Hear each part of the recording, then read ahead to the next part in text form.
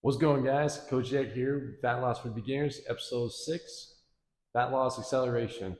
I want to give you up to you guys. I want to give up to you guys for sticking with it and for continuing on this journey. I know it's not easy, but I want to give you guys applause for sticking with it and keep going. You're almost there. Now, again, you guys learned how to develop your why mindset.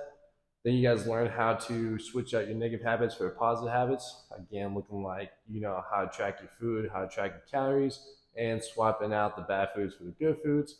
Then you learn how to customize your macros, learning how to get to your true maintenance and figure out from there to increase it back into your true maintenance. Then you learn how to understand a little bit more about fats and carbs, breaking some myths. Then you also learn how much water intake do you need and how to go about the supplements, what type of supplements you need, and cost effective as well. And now today we're going to be talking about how to create yourself an actual deficit.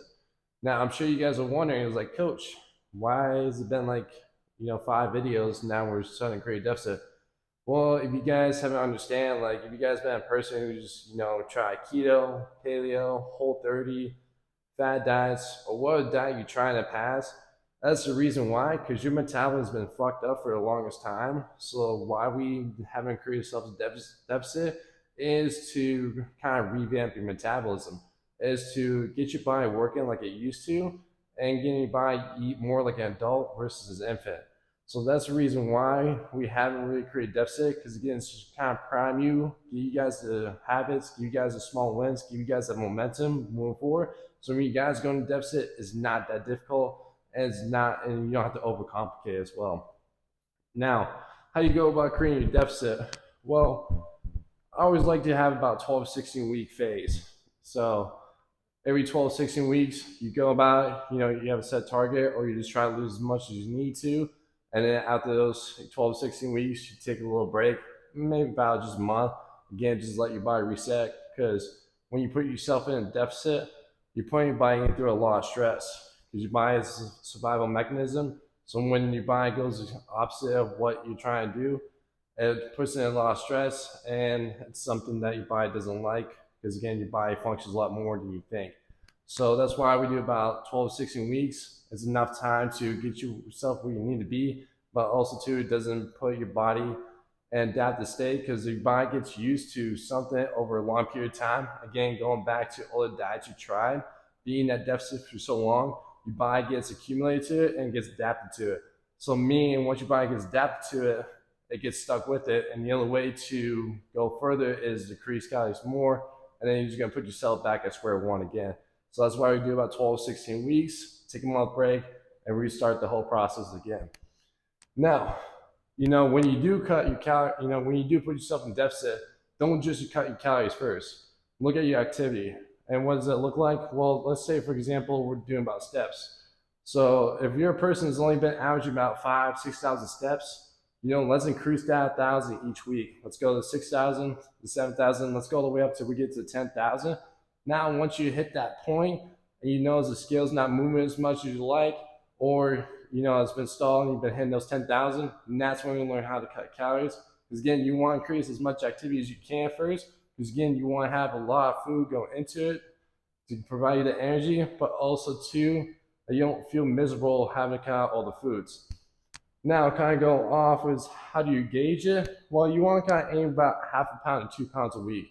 So again, just give yourself a goal. If it's like your goal wants to lose a pound a week, cool, keep doing that.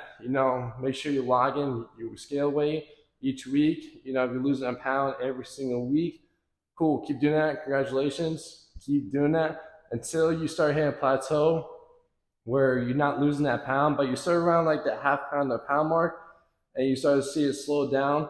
But that's been doing that for 2 weeks. Then you can cut your calories more. I talked about layer down, and push yourself to keep targeting that goal, that pound of, losing that pound per week.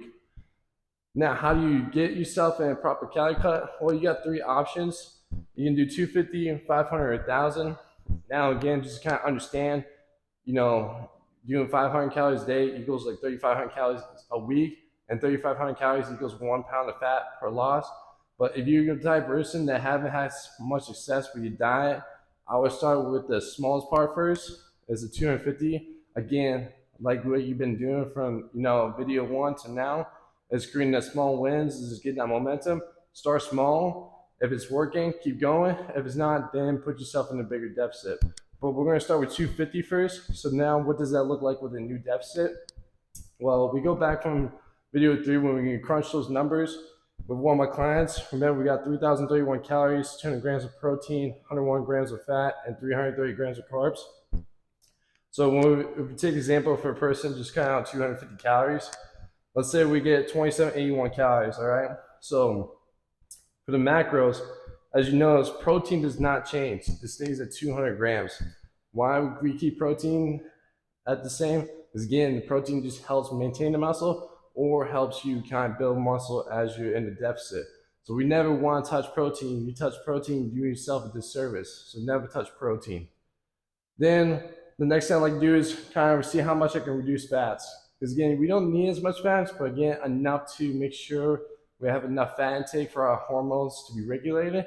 Now for him, his fat intake is about 66 grams. So we're going to cut that down all the way to his original intake. And then once we do that, then we're going to cut the rest of carbs. Because again, carbs is going to be the essential energy to help you not only help you better performance in your training inside the gym, but it's also help you maintain the energy from the time you wake up till you go to bed. So again, carbs are very important as well. So if we take a look at, most of the time, we went up to 25 grams of fats because that's how about like 225 calories we're cutting from it. And after that, you just do 250 minus 225.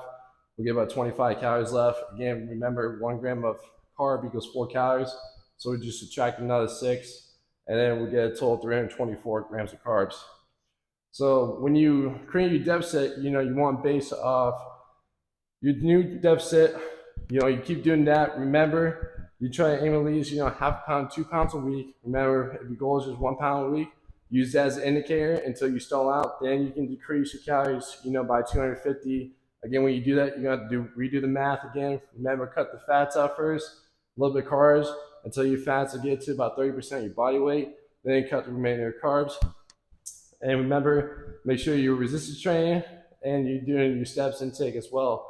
So once you have all this and you've done 12, 16 weeks, let's say you lost 15, 20 pounds in that short time frame, take a break.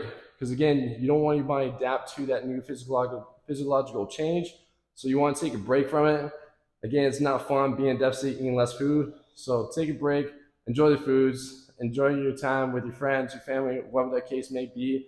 Take a little break for a month or two. Then once you're done with that, just let the body recover from being in that stress. Then again, recycle yourself back again. Restart that process. Restart 12, 16 weeks.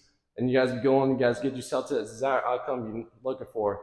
So again, remember, we're on fixing the metabolism, getting yourself in a true deficit, and making the process a lot easier. But other than that, please like, subscribe, comment, share with the buddy you found this helpful. I'll catch you guys in the next episode.